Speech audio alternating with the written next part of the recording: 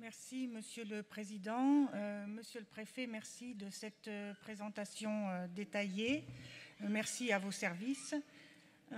Merci aussi pour les documents transmis qui ont été transmis dans un premier temps de manière numérique. Et pour ma part, ça m'aurait suffi ce format. Je voulais simplement dire que, pour reprendre une phrase que j'affectionne particulièrement et qui n'est pas de moi, le meilleur déchet étant celui qu'on ne produit pas.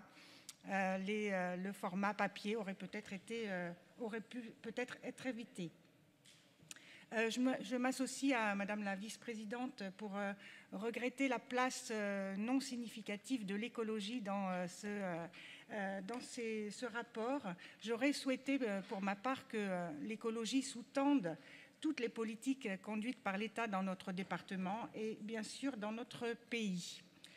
J'ai quelques questions à vous poser en lien avec ce que vous avez évoqué ce matin, certaines qui ont été posées par écrit, une notamment à laquelle, sauf erreur de ma part, vous n'avez pas répondu. Vous avez commencé votre exposé en parlant de sécurité, et notamment de sécurité routière, déplorant l'aggravation du bilan humain en ce début 2019 par rapport à 2018. Il n'y a pas de solution miracle. On peut supposer quand même qu'une baisse du trafic routier, en plus des mesures qui existent déjà, contribuerait à l'amélioration de la sécurité des habitants de l'Essonne sur les routes de notre département. Pour baisser le trafic routier, il faut développer l'offre de transport en commun.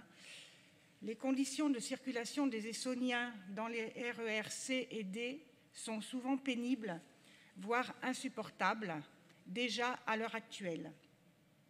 L'aménagement de la base 217, notamment sur Brétigny, mais aussi, il ne faut pas l'oublier, Monsieur le Préfet, sur la commune du Plessis-Patay également, entraîne une augmentation de la circulation des personnes qui augmentera encore et de manière significative dans les mois et les années qui viennent.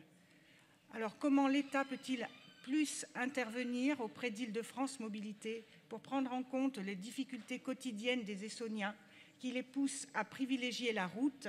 Et là, la boucle est bouclée concernant la sécurité routière. Vous avez bien voulu, Monsieur le Préfet, répondre à la question que je vous posais au sujet des conditions d'attente chaque matin devant la préfecture de l'Essonne.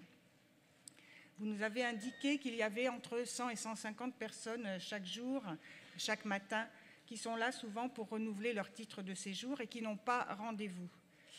Certains tentent leur chance, avez-vous dit. Alors comment faire en sorte qu'être accueilli à la préfecture soit plus une question de chance? Et puis comment pouvez-vous améliorer les conditions d'attente de ces personnes, puisque les conditions d'accueil, vous nous avez expliqué comment vous procédiez, mais les conditions d'attente actuelles sont inacceptables dans un État comme le nôtre et dans un département comme le nôtre. Et enfin, pour terminer, je vous avais posé par écrit une question au sujet du terrain dit des 7 hectares qui est situé à l'entrée de la ville de Fleury-Mérogis. Et sauf erreur de ma part, vous n'y avez pas répondu. Au printemps 2017, ce terrain avait fait l'objet du déversement de près de 200 000 tonnes de déchets inertes. Il y a eu une étude qui a déjà été produite. 2 nouvelles études ont été faites, mais qui n'ont pas été rendues publiques, ce qui, vous vous en doutez, améliore des rumeurs qui circulent. Donc, pouvez-vous, Monsieur le Préfet, nous informer des résultats et des conclusions qui ont été tirées par ces services de l'État et de l'ensemble des études réalisées sur ce terrain? Je vous remercie, Monsieur le Préfet.